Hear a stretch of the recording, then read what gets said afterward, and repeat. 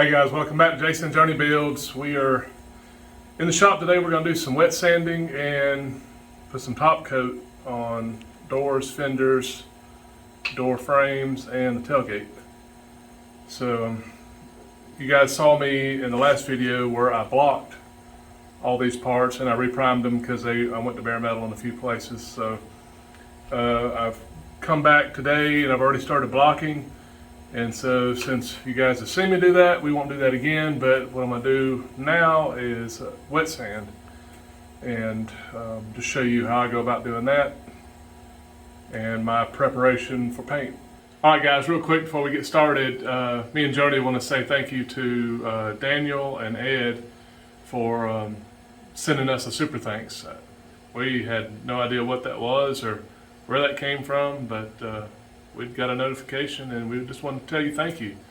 So that was mighty nice. So and also it's Jorge from Panama. I'm thinking that might be Jorge. What do you think, Johnny? Okay, she's just nodding her head. She didn't want to talk.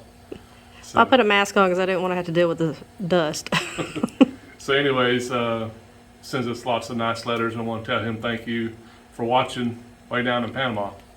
So hello from Alabama to Panama. Yeah. So, all right, wet sand. What we have, I just have Performance Plus 600 grit wet dry paper. And I didn't get out a whole bunch. What I do is I take these out. The normal size is, I think, 5 by 9. 5.5 by 9, and I just cut it in two. So you cut it in half. Okay. So what I do is I take this and I cut it in half. She didn't like me saying I cut it in two. Well, I know what that means in Alabama terms, but I'm country. So what you want to do is get your little bucket, clean bucket, just clean water, and I've been letting my paper just sitting here and soak. So it's not going to hurt anything as long as you have the right paper. And then also what I use is a soft sponge. Did you lose it? Yes. Surprise, surprise. Here it is. Get all my junk, I'm sorry. I don't have time to clean, I just work. So, and this is just a soft block. I think I showed you guys last week. So, and it just helps you hold the paper. You're not putting your fingers. It's the same thing. So if you sand with just your hand or your palm, you leave fingerprints where you're sanding. So you use this and it keeps you from leaving lines. So I rinse off some of the mess on there. And I just kind of roll it like that. So what I have is a water bottle in my wet sandpaper, and I don't like to use like a water hose or something, just soak it because it's not necessary and it goes against all my being to put water on this thing without paint. So so all I do is just kind of wet the surface.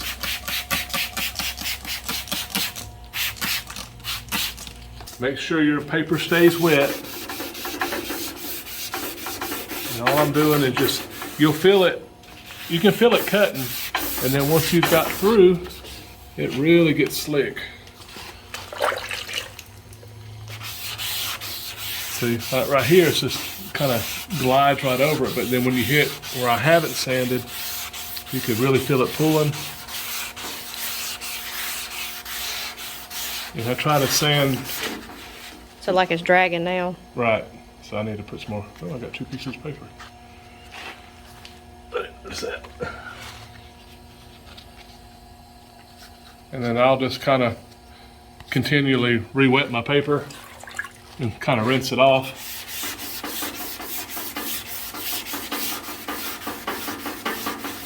So just like blocking, you're just doing it with water.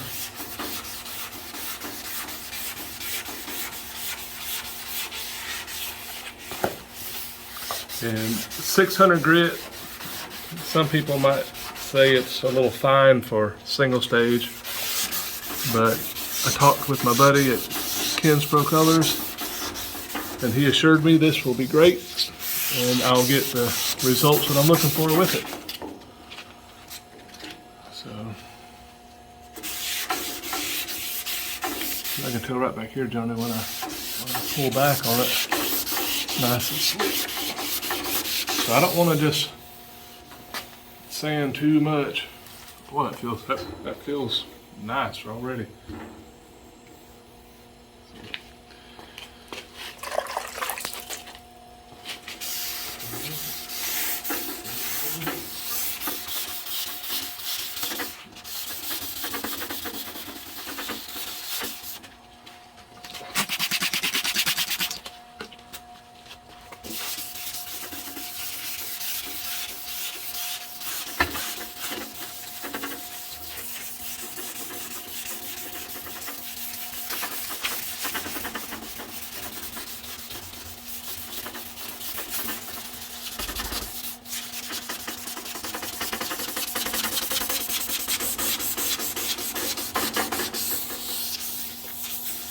Yeah, it just kind of glides over it now.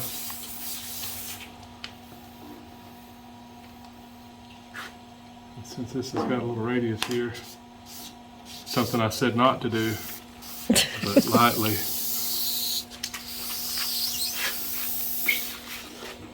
I'm just kind of, this finger here is where the pressure's at. The biggest thing is keeping consistent pressure. Well, if I keep consistent with this finger, I'll end up digging a hole. Well, I'm just saying don't put too much pressure in one area. That's right. So I'm just kind of trying just to push the paper so I can get that rolled lip. So, yeah. Just go over that real quick. Doesn't look like much, but that's all I'm gonna do. Can you feel that, Johnny? Oh no, I'm not gonna touch it. You sure? You keep telling me not to touch it, I'm not touching Put it. lotion on your hands today? Well, yeah. Don't touch it. So I'm gonna get one of my towels. I got those lint-free towels, and then I'll dry it off real good, and then we'll clean it good with the final clean before we paint it. But this is just a good first step.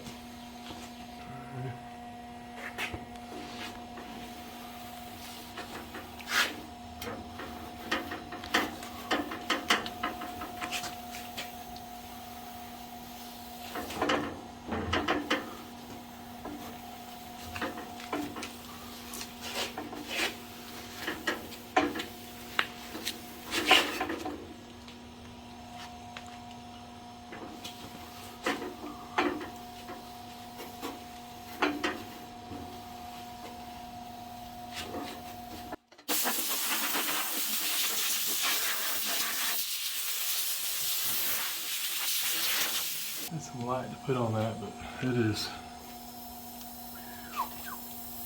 Man, I like it. So that's it. We're going to do this to all the other panels, the doors, the fenders, and the tailgate. This same process. So there's really not a lot to show other than you're blocking again, but you're blocking with water and wet sandpaper. And then we're going to clean this really good 2 or 3 times with final clean. So when I get this stuff hung up, we'll go in the booth and I'll show you guys how I've got everything situated in there, hung, so I can spray both sides at one time. So we'll be back in a minute. Alright guys, so as you can see, it's about 3 hours later. Everything's sanded, wet sanded. I've cleaned it twice. I'll clean it one more time before I start painting. You can tell how I've just kind of got everything spread out as much as I can in here to spray it. I've got the side that's going to be seen facing the lights, so when I'm spraying the fenders, I'll be able to kind of watch my spray pattern the best and make sure I'm laying it on good. So I'm going to pull the tape back on my tailgate where I sprayed the rocket liner, because you want the new paint to kind of go right up to that edge, and if you kind of just pull your tape back just a little bit, let it roll a little bit, it just kind of just mist that paint up on top of that rocket liner, and it'll help it blend and kind of just flow into that a little bit easier. Okay. All right, so as you guys see right here, this painted edge, what I'm doing is I'm rolling my tape back so the paint will get to it and we won't have that gray line. You can see it here.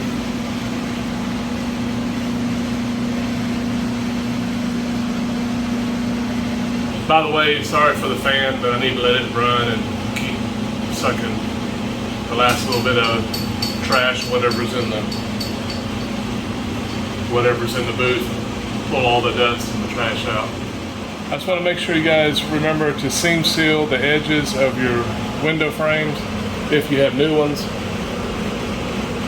I'd almost forgot that the other day, so they're seam sealed all the way around. Need to go ahead and get back to wiping. I don't think.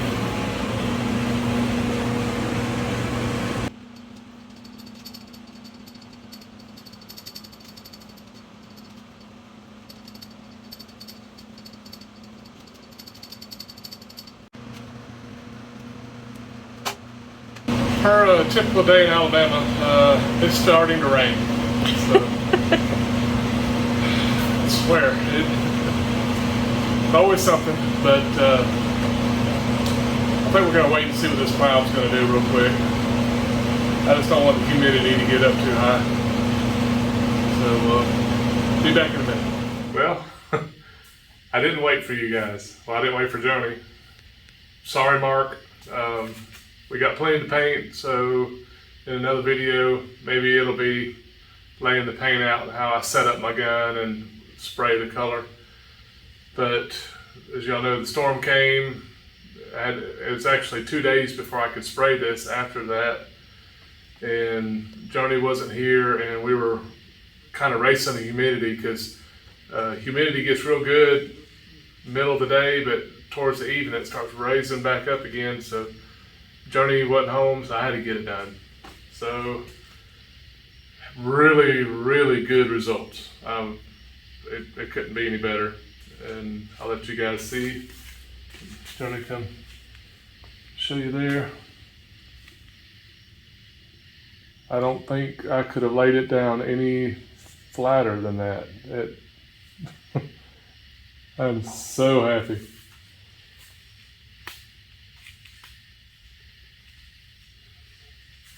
I did get 2 bugs, however, and I'll show you that here in just a second.